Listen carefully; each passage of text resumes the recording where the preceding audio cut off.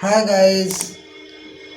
आज हम लोग नेशनलिज्म इन यूरोप का पार्ट 2 हम लोग देखेंगे कि किस तरह से जो है यूरोप के बहुत सारे देश और छोटे छोटे जो देश थे वह जो है लिबरलाइजेशन के माध्यम से राष्ट्रवाद की तरफ बढ़ रहे थे।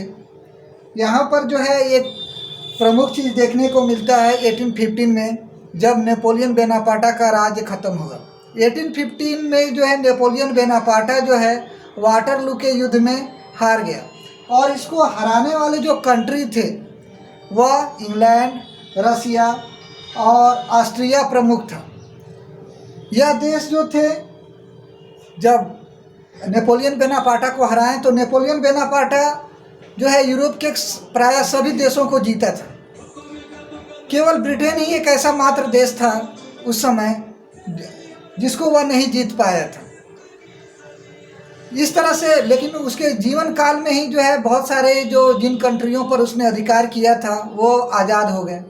तो उसका एक बहुत बड़ा साम्राज्य था। उसको जो है ये जो जीतने वाले कंट्री थे वो आपस में जो है 1815 में जो है वह बांट लिए, और ये फिर से जो है न्यू मतलब ओल्ड कंजर्वेटिव सिस्टम को जो है वहाँ पर डेवलप करना चाहते थे। साथ ही साथ जो है उसके जो राज्य था उसको जो है आपस में ये लोग बांट लिए, जिसके बाउंड्री के पास जो है जो इलाका नज़दीक पड़ता था वह उस जो है कंट्री का जो है वह इलाका हो जाता था। जैसे कि यहाँ पर जो है ऑस्ट्रिया को जो है वह नॉर्थर्न इटली मिल गया, साथ ही साथ जो है रसिया को जो है पोलैंड का कुछ भाग मिल गया।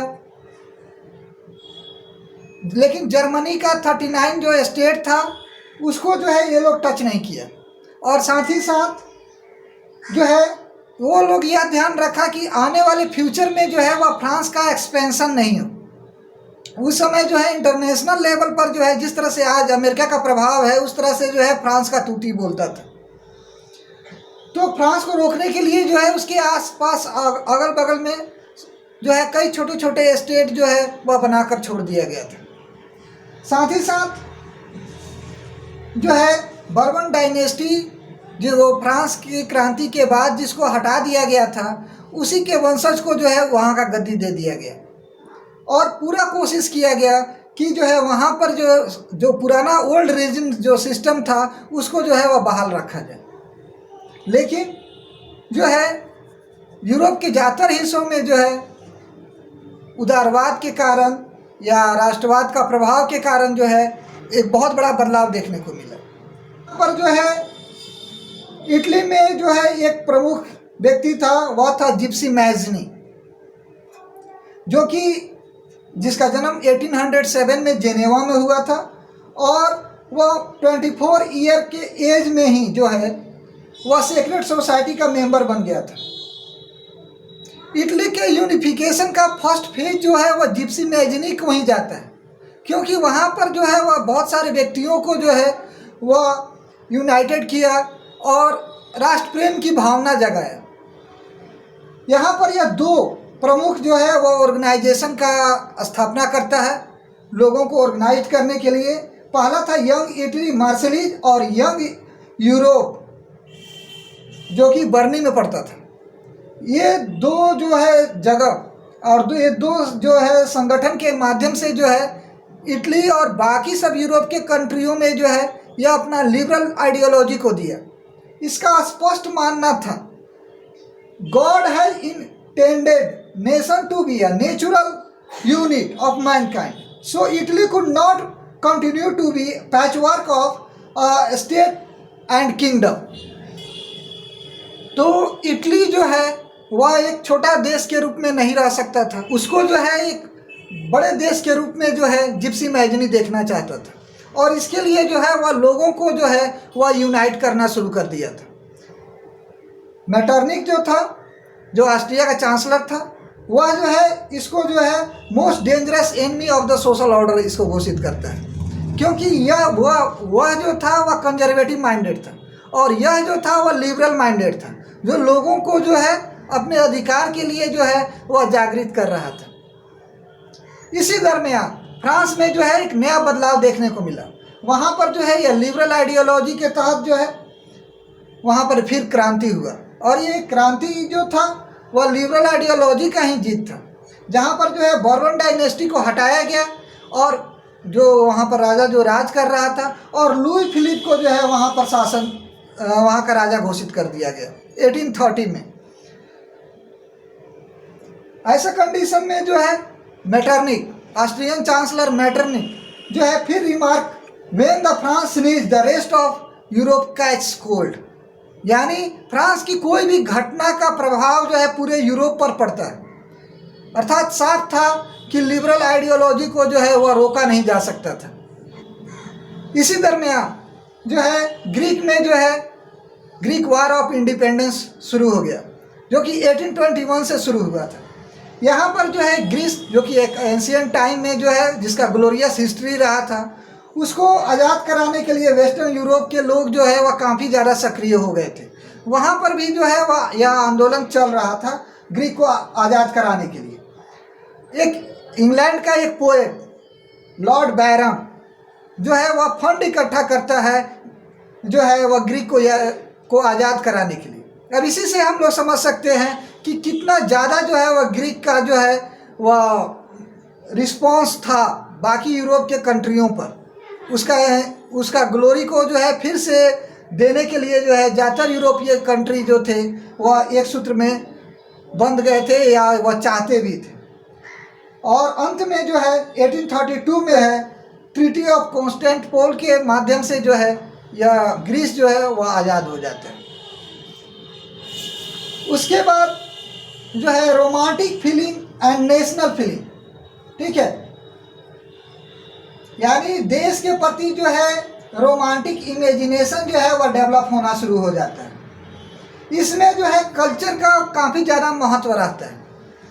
जैसे किसी भी देश का अपना कल्चर, अपना पहचान होता है, और ऐसा कोई देश नहीं है जहाँ पर कोई पार्टिकुलर जो है वह कल्चर डेवलप है।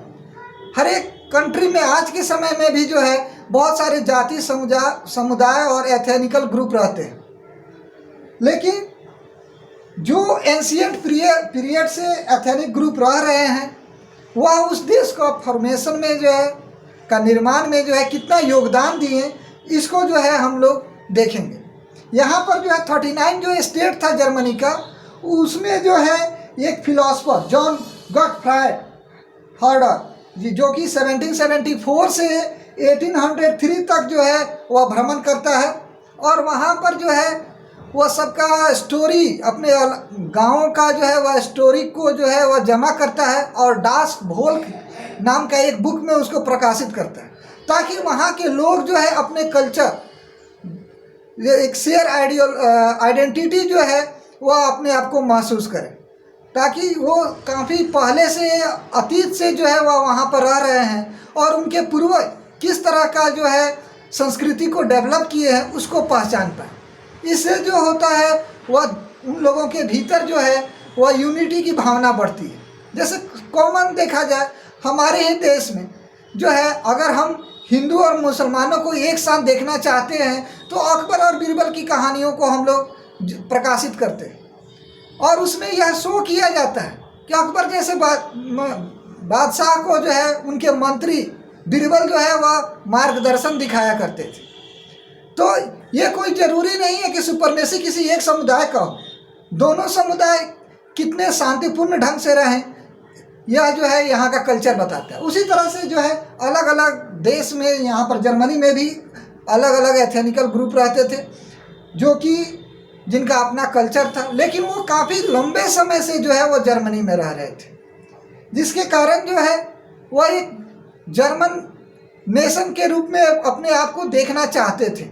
इसमें जो है कोई दिक्कत नहीं था। यही जो है जो रसिया को जो है पोलैंड का जो हिस्सा मिला, वहाँ पर जो है पोलैंड ने अपना जो है पहचान कभी नहीं खोया। रसिया ने वहाँ पर कई तरह के जो है रिस्ट्रिक्शन जो है वो लगाए, रशियन भाषा को इम्पोज किया, लेकिन उसके बावजूद भी जो है पोलैंड के लोग जो है अपने कल्चर को नहीं छोड़े,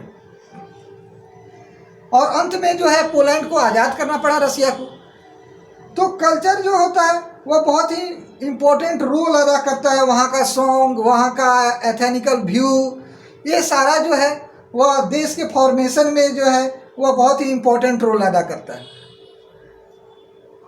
इसी बीच में जो है यूरोप के कुछ कंट्री में जो है वह अकाल पड़ जाता है, फेमिन, और फेमिन के कारण जो है सरकार जो है उसे कंट्रोल नहीं कर पाती है और वहाँ पर विद्रोह शुरू हो जाता है।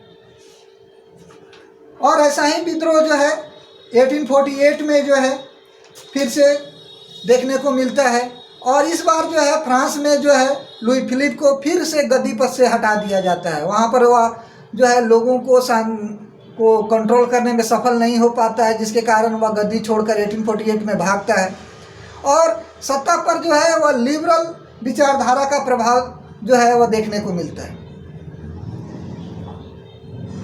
यहाँ पर जो है किस तरह से जो है जो कॉटेज इंडस्ट्री में वर्कर सब काम कर रहे थे और उनका शोषण हो रहा था उसके बारे में डिस्क्राइब किया गया है। ठीक है, सलेसियन विलेज के बारे में कि किस तरह से जो है वहाँ पर जो है जो बुनकर थे वह जो है उनको कम पैसा दिया जा रहा था, और किस तरह से वो बगावत पर उतरे और उनका मदद करने वाला भी अगल बगल गांव का कोई नहीं था।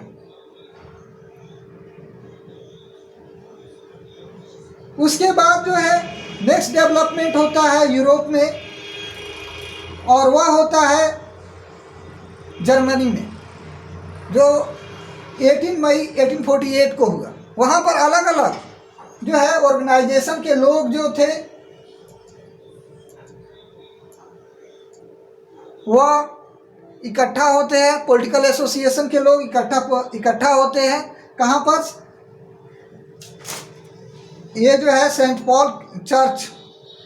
पॉल चर्च में, जिसको फ्रैंकफर्ट पार्लियामेंट कहा गया है आपके बुक में। और ये लोग जो है वह जर्मनी को नेशन स्टेट बनाने के लिए 831 के आसपास जो है यहाँ पर मेंबर थे, और ये सारे पॉलिटिकल एसोसिएशन जो है यहाँ पर आकर जो है राजा के पावर को जो है वह कम करने और जो है कॉन्स्टिट्यूशनल मोनार्की के सपोर्टर थे।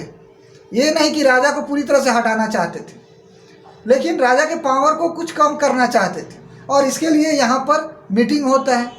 हालांकि उस समय भी तक जो है महिलाओं को जो है वह कोई ज़्यादा अधिकार नहीं मिल पाया था, वह जो है गैलरी में थी, और एक्टिव और पैसिव सिटीजन का मामला जो था वहाँ पर भी देखने को मिलता है कि जो पॉलिटिकल एसोसिएशन थे, जो उसके मेंबर थे 831 के आसपास, उनको जो है वह बैठने का सीट मिलता है, बाकी लोगों को नहीं मिल पाता है। लेकिन फ्रेडरिक विलियम फोर्थ इसका सपोर्ट नहीं करता है, और वह मिलिट्री अपने ताकत से जो है इनको जो है वह कुचलने में कामयाब हो जाता है।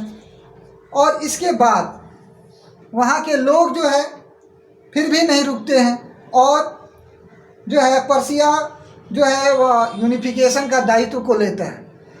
इसको जो है यूनिफिकेशन ऑफ जर्मनी, इटली और जो है यूनाइटेड किंगडम के बारे में जो है नेक्स्ट वीडियो में हम लोग देखेंगे। Okay, see you, subscribe my channel bye which I can give you some information related to your exam. Okay, see you.